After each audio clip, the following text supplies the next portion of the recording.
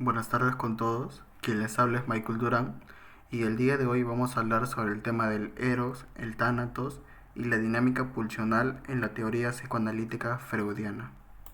Como parte introductoria para este tema, tenemos que Freud plantea que la conducta humana no puede comprenderse únicamente desde la búsqueda del placer o desde la evitación del displacer, pues existen fenómenos clínicos y cotidianos que contradicen esa lógica, como la repetición de experiencias dolorosas, la adhesión a vínculos negativos y la reincidencia en hábitos autodestructivos. Tenemos también las decisiones que claramente van en contra del bienestar propio. Por ello surge la necesidad de introducir dos fuerzas estructurales: el eros, que es la pulsión de vida, que promueve el vínculo a la cohesión del yo, promueve el amor, la creatividad y la expansión vital. Por su contraparte tenemos el tánatos, que es la pulsión de muerte. Esto impulsa la descarga absoluta, la agresión, la separación, el silencio psíquico, la fragmentación y el retorno a un estado de reposo inorgánico.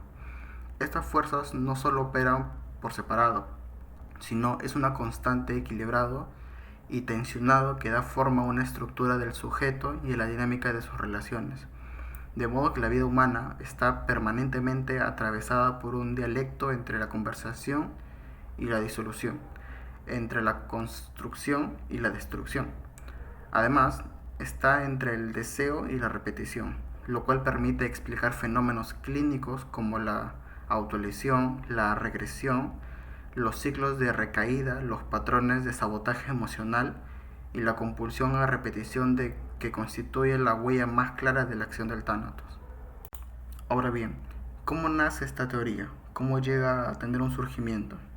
Entendemos que esta teoría no fue un surgimiento de forma inmediata, sino fue el resultado de un proceso de revisión continua de parte de Freud, quien desde aproximadamente 1914 hasta 1920 se vio confrontado con datos clínicos que contradecían su modelo inicial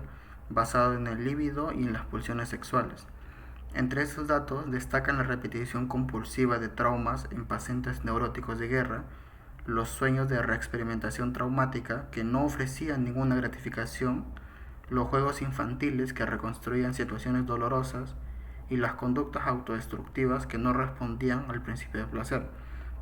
lo que lo llevó a postular en el libro, en Más allá del principio de placer, una fuerza distinta, un poco más primitiva y más silenciosa, que buscaba la descarga absoluta y la eliminación de toda tensión vital. Esta propuesta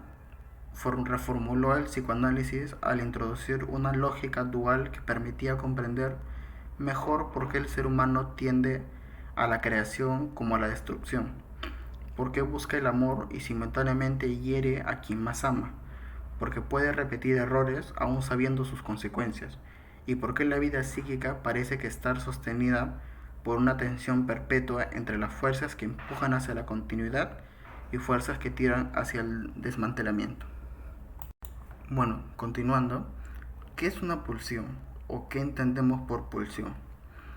Esto Freud lo define como una fuerza psíquica que tiene su origen en la excitación corporal interna, pero cuya satisfacción se tramita en el campo mental y está compuesta por cuatro elementos fundamentales. Como punto 1 tenemos la fuente, que es la zona corporal o la condición somática que produce la tensión. Como punto 2 tenemos el empuje, que es la intensidad o presión con la que la pulsión exige la satisfacción. Como punto 3 tenemos que es aquello que a través la pulsión encuentra una descarga y que no es fijo, sino es algo variable y susceptible al desplazamiento. Como punto 4 tenemos la meta, que es siempre la reducción de la tensión y a la vez nunca es lograda de manera completa,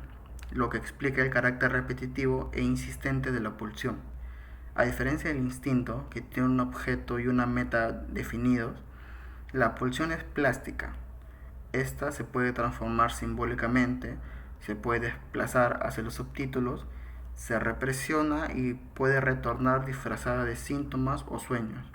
Y esta puede expresarse de forma indirecta, lo cual la convierte en el motor fundamental de la vida psíquica y la responsable de tanto el surgimiento de síntomas como la creatividad, la fantasía, los actos fallidos y los conflictos emocionales. Para poder explicar este tema del eros, o también llamado pulsión de vida, vamos a desarrollarlo de forma práctica y sencilla, a la cual ustedes van a poder entenderlo y yo lo voy a poder explicar con palabras más sencillas. Ahora bien, ¿qué es el eros? Freud nos menciona que es la fuerza que impulsa al sujeto hacia la unión, la cooperación y la conservación biológica.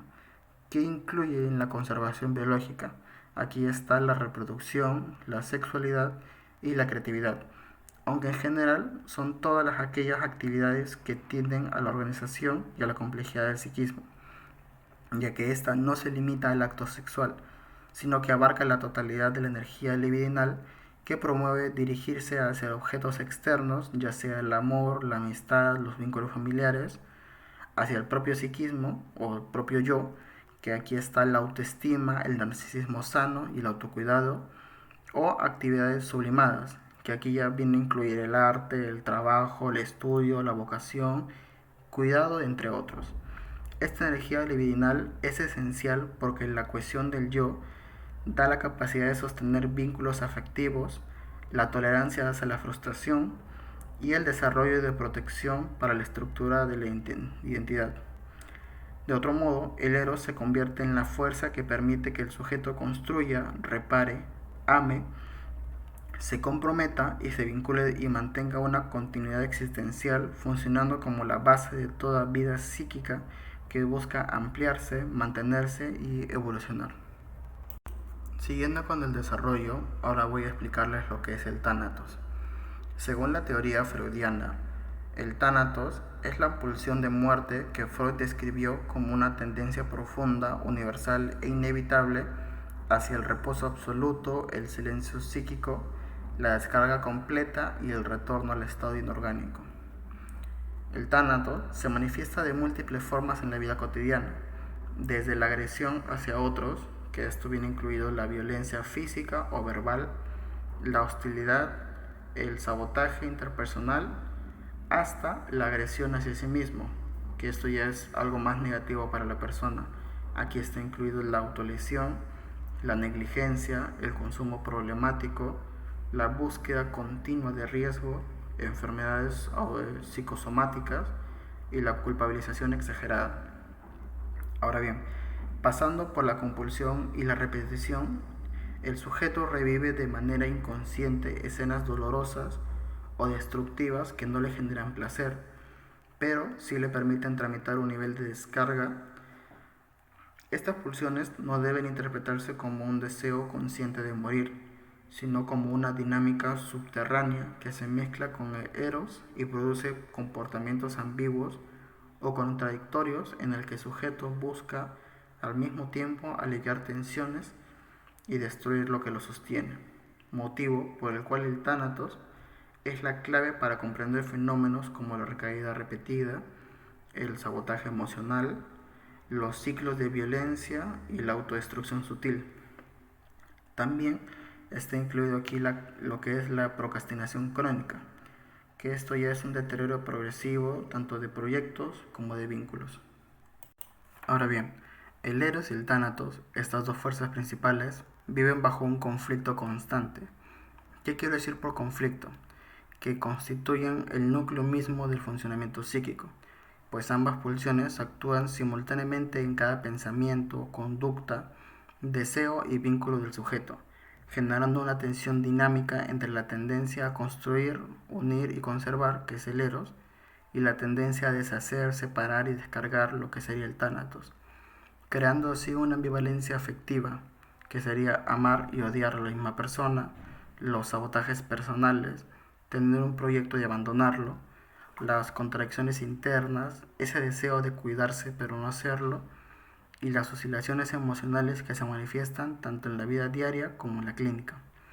Esta tensión permanente es el origen de los síntomas que funcionan como compromisos entre ambas fuerzas, ayudando a la creatividad, y surge cuando el eros logra transformar la energía destructiva en producción simbólica. También explica por qué muchas personas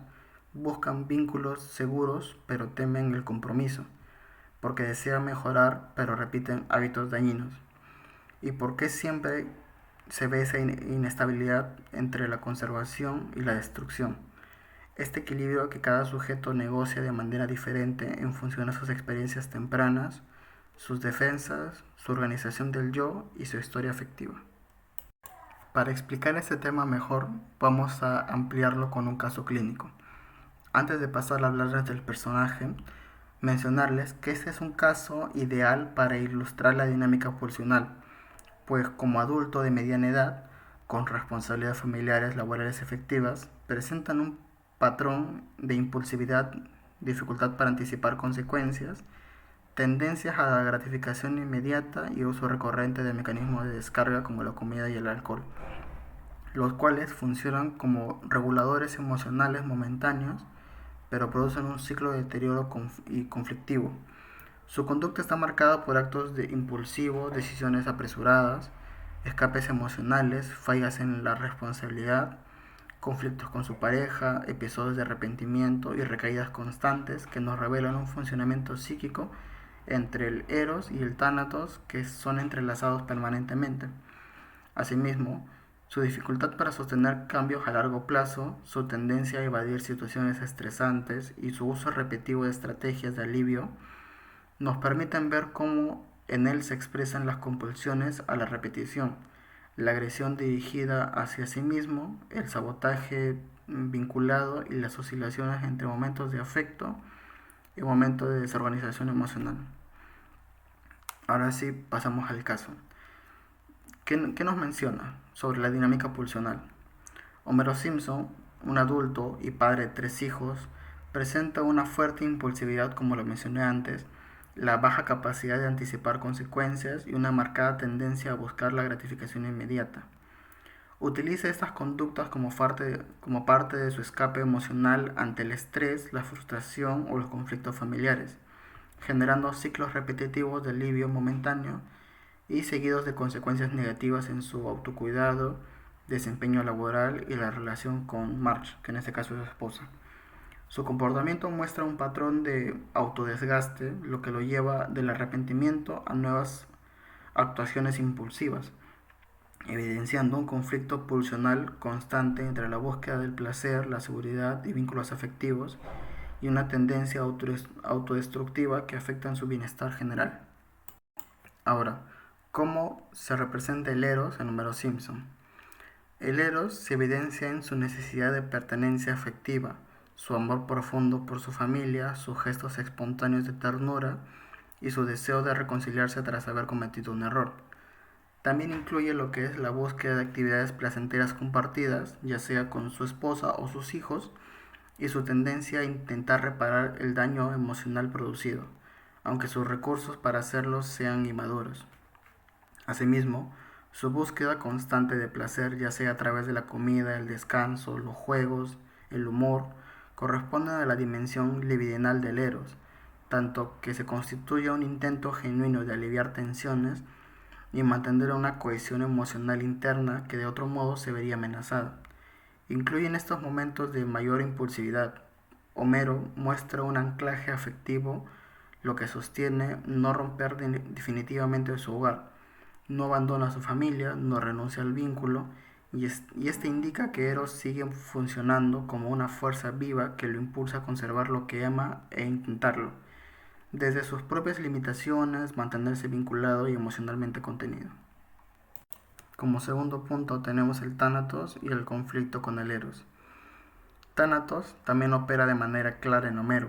expresándose a través de la compulsión a repetir los mismos errores a pesar de las consecuencias.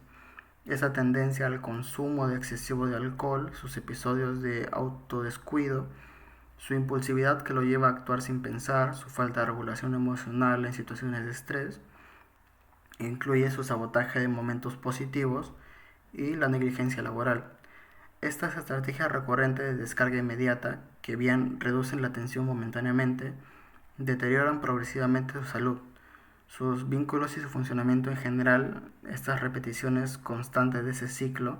a que haber incluido la tensión, el consumo, el alivio, la culpa, el deterioro, quizás nuevas recaídas, son representativas por esa pulsión de muerte, que en Homero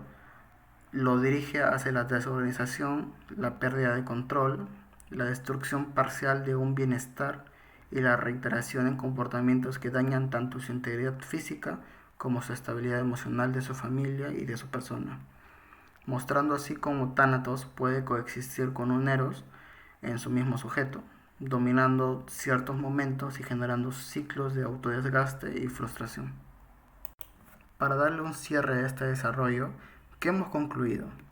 Tenemos que la teoría freudiana de las pulsiones permite comprender que la vida psíquica está estructurada por la interacción constante entre el eros y el tánatos, que esta tensión no solo explica fenómenos clínicos complejos, sino también comportamientos cotidianos que a primera vista permanecen contradictorios, como vimos en el caso de Homero Simpson, que aquí su deseo profundo de los vínculos, el placer, la conservación, coexisten con sus impulsos autodestructivos, los repetitivos y desorganizados, que lo llevan a actuar de manera perjudicial tanto para su bienestar como de su familia. Pero estas dos fuerzas coexisten y revela que el ser humano no es solo un sujeto homogéneo ni coherente, sino que es un campo de fuerzas entre conflictos permanentes donde los síntomas, los errores, las recaídas y los actos fallidos son expresiones de acuerdos temporales que entre estas dos pulsiones pueden analizarse, elaborarse y transformarse a través del trabajo clínico, ofreciendo así la posibilidad de comprender mejor la complejidad del comportamiento humano, de intervenir de manera más profunda en los procesos de autodestrucción y de reparación. Gracias.